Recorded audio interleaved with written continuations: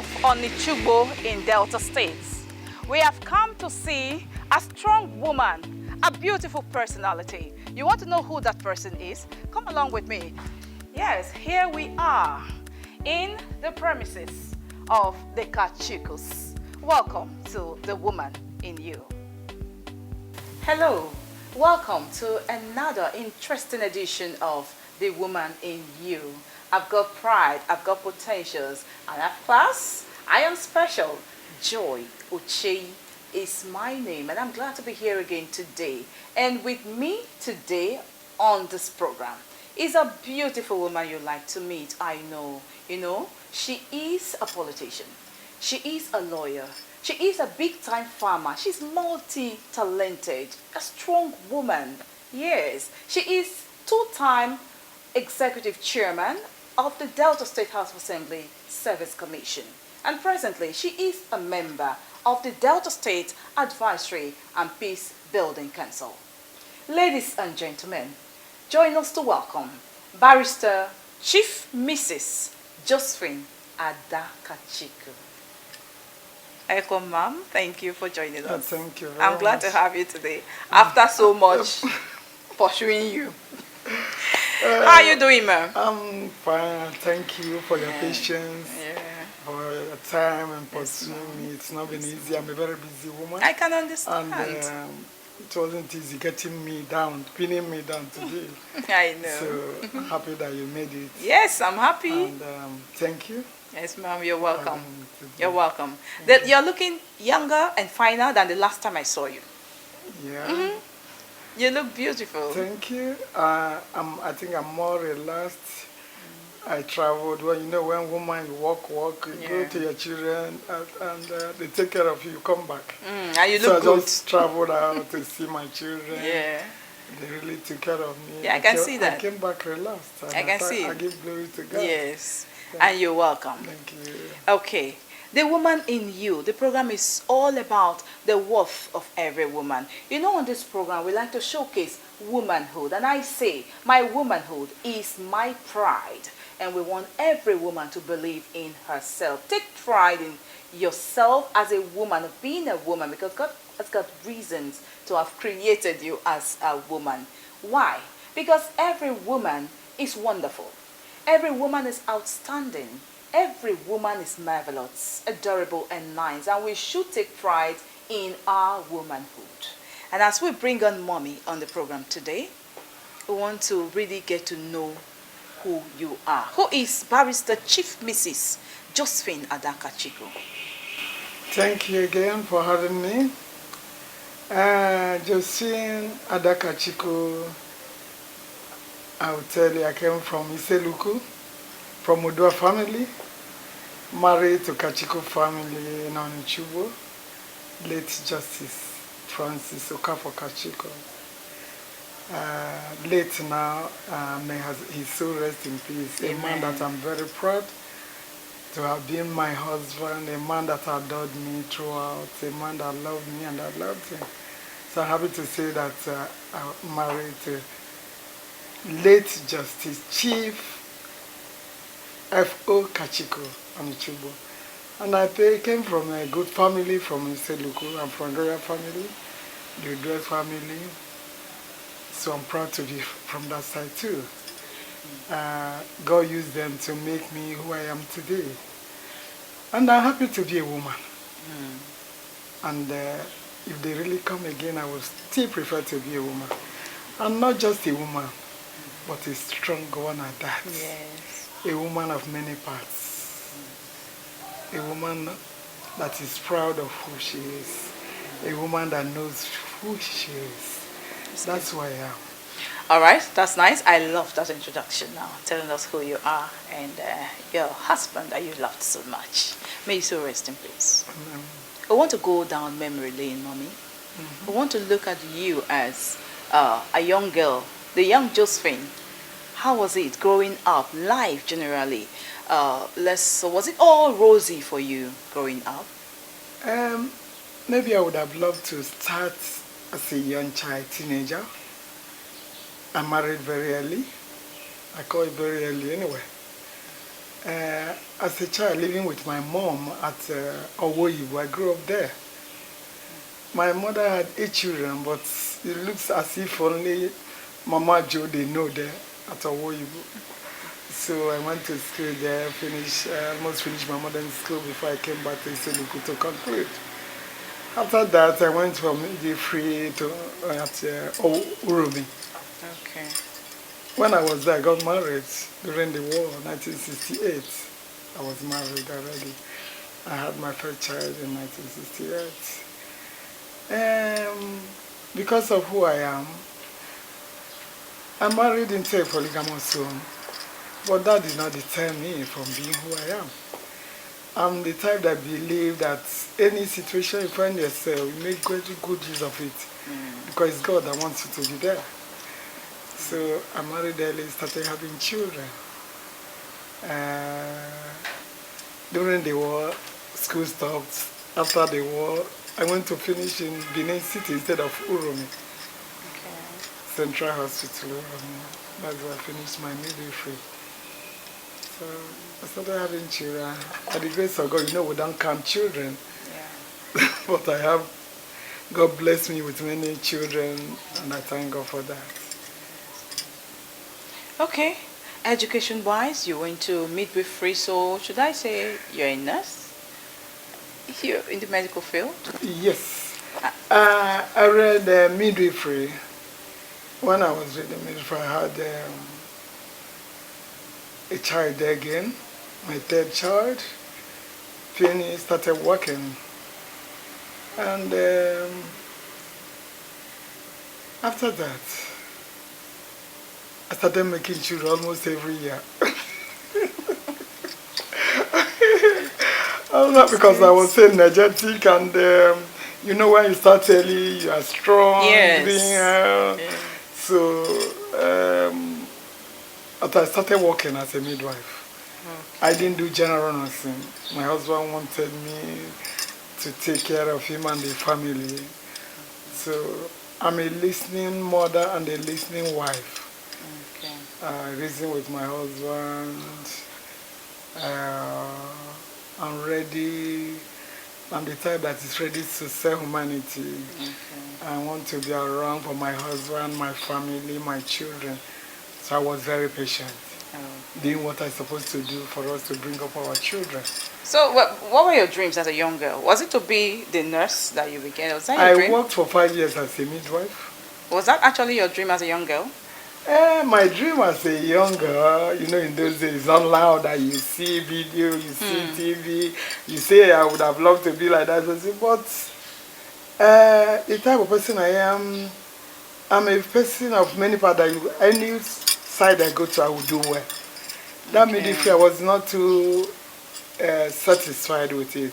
It was my mom that said, I love nurse's uniform, I would like it to be a nurse. So to please her, I went into nursing. And as a midwife, I did very well. What did you want to do? Your own dreams? My dreams, that I wanted to read the law that I later read. Wow. You understand? But patiently to satisfy my mom and my family, I waited patiently for the D-Day, and God made it happen. Wow. As I said, there is no situation I find myself that I will not use to the glory of God. Yeah. So that was it. I waited patiently. It got to a stage when I had to resign in Kano after 5 years. I decided to take care of my children because there were many, and stay at home, full-time housewife for some years. But in doing that, we have big compound in Kano, went into gardening, see the garden, everything, green, vegetable, okra. But there's so much there, so I started bashing out. But I was busy doing what I know how to keep myself busy. So I started gardening until my husband was transferred to Lagos. It was a federal high court judge. One God, I was doing small business here and there, but still face my family, my children, because they were young. and my maid children, all of them. So I believe that children will be your pension. Then if I thank God today that I didn't make mistake. I had time for my family. When you feed your children well, cook and be the one, give them, make sure they eat, they will come out very intelligent. Wow. So I did my job diligently to bring up my children, and I have no regrets. That's lovely. So after my husband retired, we went to Benin, started doing one or two team business, supermarket, this, that, to bring up our children because we are many. So it got to stage. Something was still missing in my life that I wasn't comfortable with. I wanted to go back to school. Okay. So when my 8th child was going for common entrance, incidentally, that same day he was going for common entrance, I was going for JAM. Wow. I decided to go to university and satisfy my curiosity. Because when in a family, I have 2 daughters that are lawyers, my stepmother lawyer. We have 5 children that are lawyers. My husband is judge. If you live in the midst of them, you will be feeling uncomfortable. You know the way lawyers behave. So I said I must go. I was curious. I said, let me go and see what is in that law. Even though nobody can intimidate me. So I went to for JAM. I prepared that JAM late entry. And I made up my mind, I said, no, I bought form late. 3 weeks I prepared for it. And I was able to pass. And you scaled through? Yeah, I scaled through. And, you know, in federal universities, if you don't have 200 and above, as in they can never admit you in federal university. I don't know now. Okay. So I was one try. The admission officer then was a friend. He said, try to get, make sure you get up to 200. If you don't get it, nobody will take you. Wow. So as God will have it. I went in there. In fact, my daughter was reading law, my 5th child. We come home to come and lecture me, give me some lessons. And if I forget anyone, he goes, Mommy, when they break, he said, Mommy, remember that thing. He will ask me, I will forget again. He will say, Mommy. Is it how you want to read the He law? will say, what's happening there? So I will say, hey, sorry. Okay. So, and when I went for the common entrance, that question came out. Wow. And so thank God, I was able to pass. And what did I get? I'm proud to say I had just 200. And because of my age and my curiosity and everything, you understand? I was serious about it. I pursued it. To successful conclusion, I was now given admission. Wow. So if you see my energy pursuing this education, oh, it's God. So I got admission and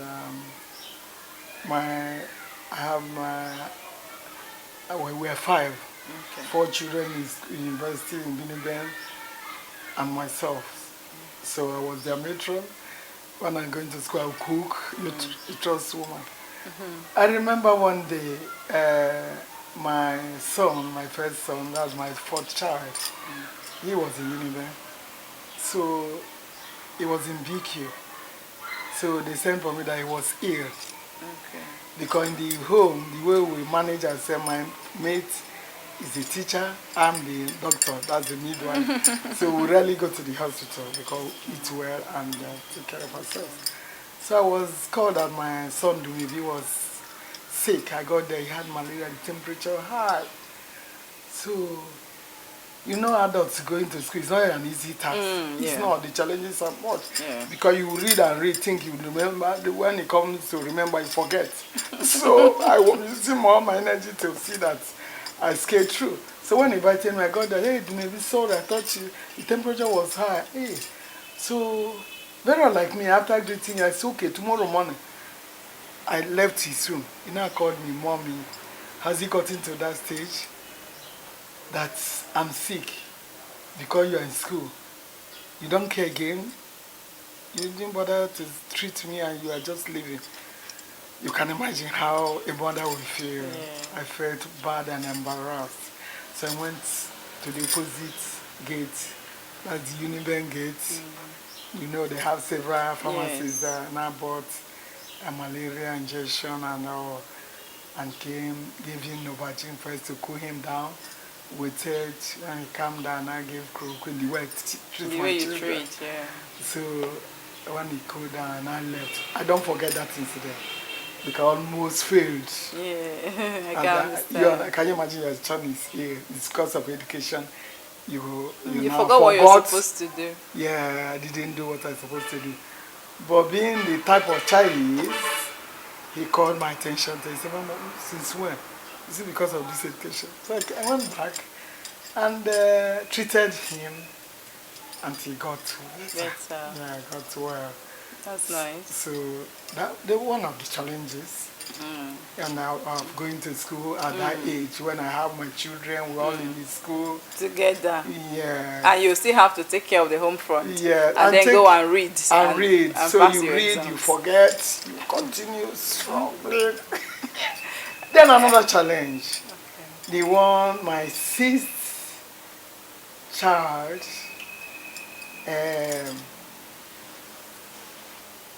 a flyer in federal government college. Our position was first, second, or third. They were three struggling to get first position in federal government college. So they jam put in event for as a first choice. But he put accounting, you know Nigeria the way it is. I presume that my daughter passed very well, jam, that she will get admission. But you know what? People were buying that position. You know, Easterners, they love accounting. So, before it dawned on me, all the people that do not see her back in school, they already had the admission. They were calling each other, what is happening there? Why? Then he came to me, Mommy, why is you?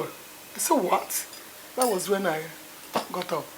So I was not missing lectures, you can understand. That was my second year. Hey, I was now crying here, left, right, and center. I met the admission officer. I said, what? I went to see the VC. I said, what? After seeing her result, I said, But they almost disappointed her. The last day, he said, Mommy, if you see me, I was as dark as that TV, black like that TV. So I was so worried. What will I tell the world? Is my own education more important than this girl, high flyer? So, because I was ready to withdraw, but let my daughter. So, the last day, he said, Mommy, when he saw my situation, the way I was feeling, he said, Mommy, you know what, don't worry. Let us go and buy jam form again. I will repeat. It's okay. So we went to Ikawa Road, jam office. By the time we got there, on Friday, it was late. We didn't meet them, we could not buy the jam form, late entry jam form. So as we go home, my husband's secretary, come on, congratulations, Ijoma, you have gotten admission, Ife. Say, how manage? How did she? So we thank God, and they say, first thing tomorrow, Saturday morning, start heading to Ife. So you can imagine, I left what I was doing, we drove to Ife. I don't think I had to public transport, got to Ife. As soon as we came down from the taxi, we saw this student, some of the students, they said they were going on strike that same day. And I told them, see what I said, okay, we're lucky those students are Christians, you know the way they do in the... So they took me and my daughter. For the first I entered Okada, I was shaking. The man said, Mommy, don't worry, you won't fall. When we got there, you know those girls took in my daughter. They were postgraduate students. Okay. They said, Mommy, don't worry, we'll accommodate her. They said they're on strike, but they want to start exam as soon as they resume. So my daughter was very late. Wow. But he resumed. They helped her to collect notebooks, textbooks, started reading. As God will have it, as soon as school resumed, she was even beating them to it. So that was a challenge for me. Wow. As a student. Second year, another challenge. A third challenge, When my daughter settled down now, I was a bit relieved. We're now getting ready for exams. Then my husband had partial stroke and said I should stop. Like he cannot cope without me. I should stop. We seized my textbooks and we were getting ready for first semester exams. Your dream is about being shattered again. Yes. So, but as God will have it, I forgot to say that my daughter that taught me to do jam was in 200, now 300 level, I was in 200 level. She was the one that left classes and went to jam office in Lagos to get admission for her sister. Okay. She left everything and went. So when we got home, we said, where's you? He said, Mommy, I was in Lagos. Spent 2 weeks sleeping in jam office until one day one woman said, my pikin, you come resume with all, go with all, nothing. Enter. The registrar will listen to you. When he entered the register, seeing the sister's result, now say, don't go, don't worry, go. She will get admission. Okay. So, but when I was getting ready for my own exam, my husband sees my textbooks and say I should sit home and take care of the family as usual. I stayed because of the woman, the type of person I want to go back to school. And when we were doing that, one lecturer I will never forget called my daughter, where is mommy? Because they saw the way I bounced, happy that I'm in school. See, where is mommy? He said, challenges. So the husband said she should withdraw. He said, no, I know their mom must come back, that she will not take no for an answer. He said, so let us write, so that when she comes back, she will be able to resume without starting all over. If not, she will miss that admission. So they just wrote, scribbled this thing, and put it that I have some challenges, I will resume whenever I'm ready. So that was why I was able. After 4 years. Wow. But what do I do? Every year, I will register as if I'm in school. I will use my money, I will go and register. I did that for 3 good years. The 4th year, my second daughter put to bed again.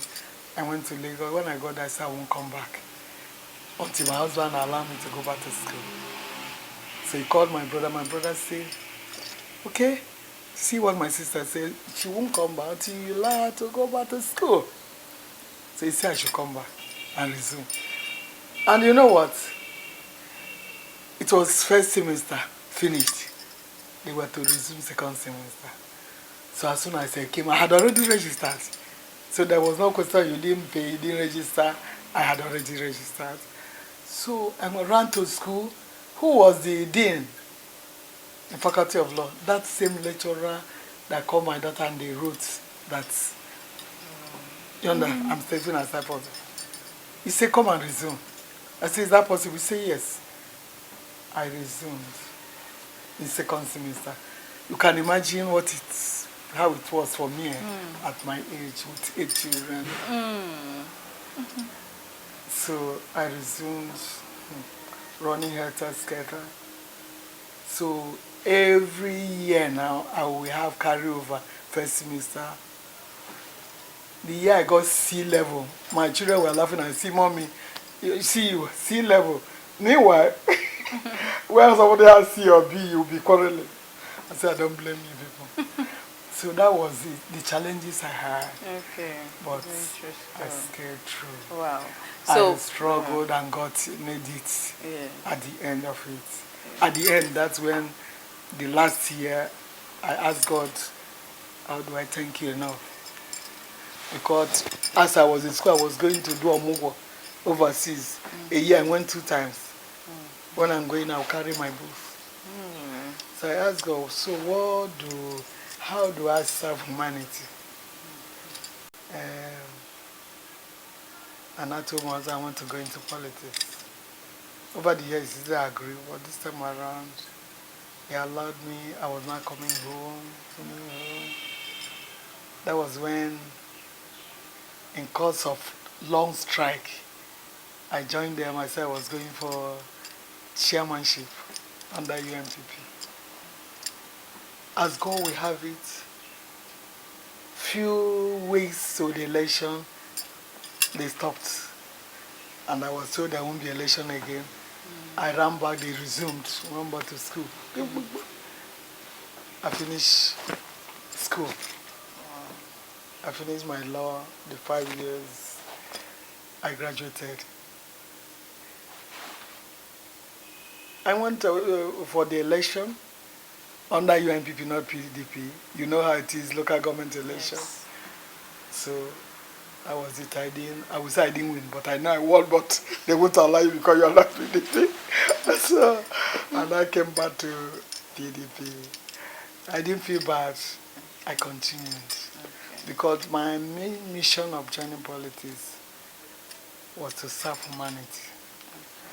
I didn't even know the other things. My own is to come and serve. My main reason for coming is for women and youths. What can I do for them? That was why I now joined politics fully. Wow. Yeah. Okay, ma'am, in this age and time we are in, right, a lot of women don't believe in politics. And we know the election is around the corner again, 2023 elections. So what would be your advice to women generally? And we are majorly the people out there that come to vote, but they don't believe in politics now. They'll tell you politics is a dirty game. What will be your advice to women now the election is around the corner again, as a politician?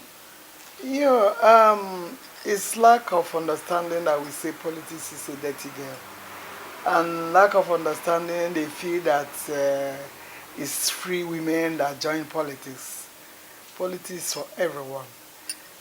Women, I'm happy they are there.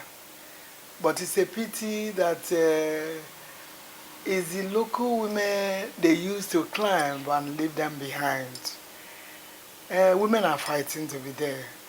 And they should know that politics, to get power, you work for it and fight for it. Nobody will dash you power.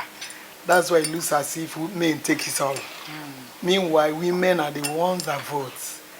It's the women that put them there. It's the women that vote. It's the women that has the population. But because it's the illiterate that are in majority, fortunately, women are there. Educated women are there. Women of timber and caliber, they're there. The politics, even if it's a dirty game, which I don't believe, if it's a dirty game, people should come in to change the narrative in politics. And who will do that? It's supposed to be women. Because women, they are the best manager.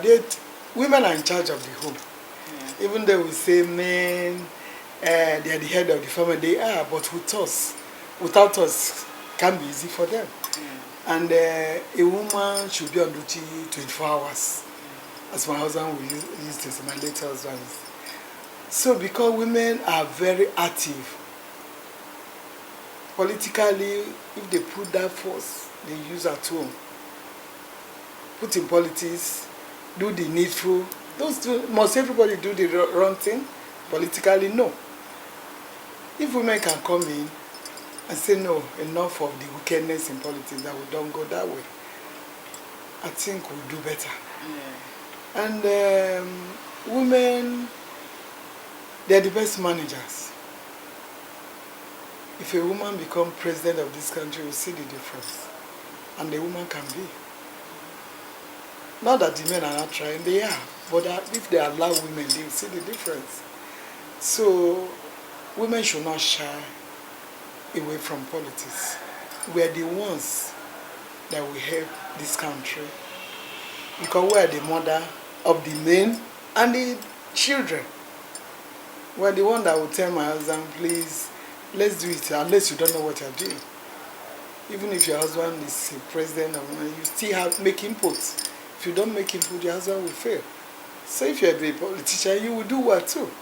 Because you now normally advise your husband. If you have a son that is politics, as a mother, you advise. If you have a daughter, you, as a mother, advise. So I think women are the best politicians in the talk. I told you, Abinishu, that I came into politics because of men and youth and women. So today, I fight for women mostly and youth. Why do I fight for women to be in there? Because I know they're supposed to make the difference. And they're to make the difference. If you see State House of Assembly, national chairmanship of local government, do you have women there? No. Because power, you fight for power, they don't dash you power. So my advice, women should sit up, fight to get in there. National Assembly will have to be there. State Houses of Assembly, women have to be there. They should not shy away thinking that it's for men alone. You work hard, you get in there. We have few women, if you ask them, they work hard. So that women should work hard and get in there, because when they're making laws and say, if you they want to be, say I, men will take a majority. Just few women. Anything they want to talk about that is for women. Women are when they say minority, minority. So how do you persuade them to get something tangible for their fellow women? So that's the problem women have. And my prayer is that women should sit up. This time around, my prayer is that more women should get into our state, Delta State House of Assembly and National Assembly. We have women that can do it, can do the job well. Let them come out and sit up. For our younger women, they too should try. Come out and do the needful to be there. Work hard and be there. They should not shy away, they should not be afraid. Some men are ready to cooperate to help us to be there, to work with women. Some you can see some men talking that women should be there. After we have our sons, we have our husbands. If the man knows that you could do well when you get there, he will cooperate with you. Because my husband supported me when I decided to go, when he agreed that I should go. Number one, that you must get the support of your family, your children, and your husband. If your husband knows that you are behaving, you are working hard in the family, he knows that when you get in there, you won't embarrass the family. Then he will support you. Okay. And also men that are supporting women. Okay. So women should come out. Politics is for everyone. We are the wives, we are the mother for our husband, our children, and we should not relegate ourselves to the background. That's my advice to them. Okay, that's very nice, Mummy. Yes. And now let's look at talking about women coming out and don't relegate yourselves to the background, so we can have a voice as women. Yes. Okay, now, some women will tell you it's so difficult for the woman because you need to take care of the home front, and then you take care of whatever you're pursuing as a career or business or whatever you do. So as a mother that have been through a lot and even still into politics right now, how will you advise women to take care, as in manage, can you manage your home front so there won't be issues at home, and then you pursue this career even when it's politics as well? How? Your husband and your children will assess you and know if you can cope. Because you must cope. If you cannot cope, take care of the home front, which is your primary responsibility as a married woman. Even if you are a widow, you are married a younger woman, older woman, your primary assignment is your family. I see some women, when you are not ready for it, you don't need to bother. Because your primary assignment in life, when you are married, have children, is your family, your husband, your children. And if you know you cannot cope, do all, first of all, your family number one. Then if you're doing business or this thing, if you know what you're doing, you can cope. But if you're the lazy type that don't know how to use your brain, remember this, remember that, and put things together, you won't be fit to be there, because your family should be number one. If not, I see them, I quarrel that all these women they enter bus, some won't even eat, they enter bus and they start complaining, they're hungry or this. If you got up early, you prepare food for your husband and your children, make sure they eat, you will eat. So if you enter a bus that you're going anywhere you want to go to, that even your family will allow you to go. Because it's too tight for my husband to even allow me. Because family is number one. But if you jump for they give you wrapper blouse, you just jump in into the bus, you start complaining that you are hungry, that does not make you a good position and a mother, a good mother. You must have time, find time and cook. That food is very important. Have time to take care of your home base so that your husband won't complain, your children won't complain. Because your children are looking up to you, your neighbors are looking up to you. Example is mightier than precepts. So if you can manage your home properly, you don't leave your home, hunger will kill the children, your husband, the children will be outside misbehaving in the name that you are in politics, then you are not worthy to be a politician. A woman, a female politician. A female politician should be very active, versatile, be able to shift this way, that way, and make a balance. Oh, that's nice. That's how we balance. Okay, so that goes to show that goes for every other kind of career, not just politics now. Yes. Perhaps you are a banker or you work in the civil service or whatever you are doing, you should be able to balance your home front and that job that you do. Yes. That makes you the strong mother and the strong woman. Even as I am, I see you, any woman, anywhere I go to, I see a young woman, will start asking questions. To start with this, how many children? I say, husband. I do that. I want to get her something from them and advice. Okay. I'm always an advisory capacity. That's why you are in the Delta State advisory. So, if you are working in the bank where you close so late, where do you have time for your children? So when I see those young bankers, I'll say, hey, I hope you have time for your family because it's very important. Any woman I see, number one is your family. Number one is your family. If a job, my daughter I was talking about, when she started working in the bank, then, when I visited, I saw her home. Before I left, I said, you must resign. I asked her to resign. No. If I can resign to take care of my children, like if you came out like this, resign. This bank work, it's not for you. Because I can see you are not coping fine. And she resigned. As I resigned. She's a chartered accountant with many degrees.